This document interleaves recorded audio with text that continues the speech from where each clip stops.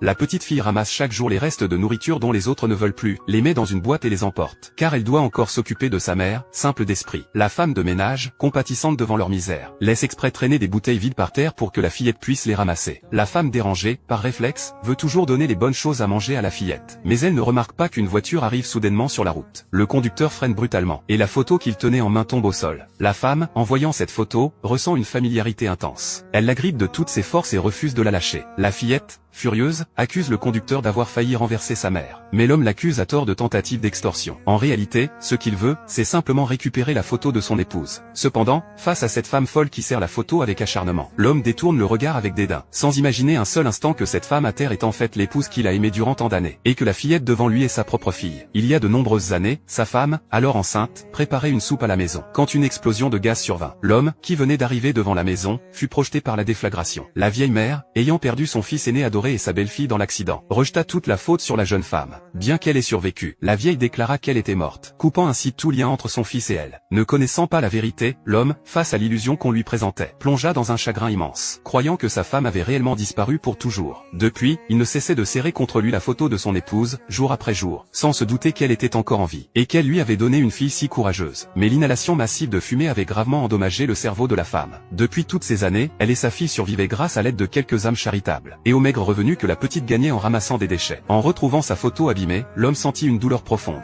Il éprouva aussi un certain ressentiment envers la fillette. Furieux, il reprit la photo et s'en alla en voiture, ratant ainsi une occasion de reconnaître sa propre famille. Peu après, la fillette s'évanouit soudainement. La femme de ménage l'emmena à l'hôpital, où l'on découvrit qu'elle souffrait d'une grave maladie, et que seul son père pouvait la sauver. Mais la première pensée de la petite ne fut pas pour elle-même. Elle s'inquiétait de savoir comment sa mère pourrait survivre seule après sa mort. Elle voulut alors vendre sa propre vie pour laisser de l'argent à sa mère. Un jour, la femme, par hasard, vit l'homme à la télévision. Des souvenirs enfouis ressurgirent en elle. Elle montra l'écran à sa fille et dit « C'est ton père ». La fillette alla trouver l'homme dans son entreprise, laissant sa mère à l'extérieur. Mais lui, à ce moment-là, subissait la pression de sa mère pour un mariage arrangé. Cependant, dans son cœur, il n'avait toujours qu'une seule épouse. La vieille, furieuse, partit, et aperçut dehors la femme simple d'esprit, croyant qu'elle était venue reconquérir son fils. Elle se précipita sur elle pour l'humilier. Mais il était évident que quelque chose n'allait pas avec la femme. La vieille ordonna aussitôt à son chauffeur de la chasser. En revenant, elle tomba nez à nez avec la fillette qui frappait à la porte. Surprise de sa ressemblance frappante avec son fils, elle l'interrogea sur le nom de son père. En apprenant qu'il s'agissait bien de son fils, elle demanda aussitôt où se trouvait la mère de l'enfant. La fillette réalisa alors que sa mère avait disparu depuis longtemps. Paniquée, elle se précipita dehors, mais chuta lourdement. La vieille ramassa une tache de sang au sol et ordonna un test ADN, soupçonnant que la fillette était sa véritable petite fille. Pendant ce temps, la petite cherchait désespérément sa mère. Heureusement, le chauffeur ne l'avait pas emmenée bien loin. Mère et fille finirent par se retrouver sous une pluie battante. Quand l'homme rentra chez lui, le chauffeur avait déjà apporté les résultats.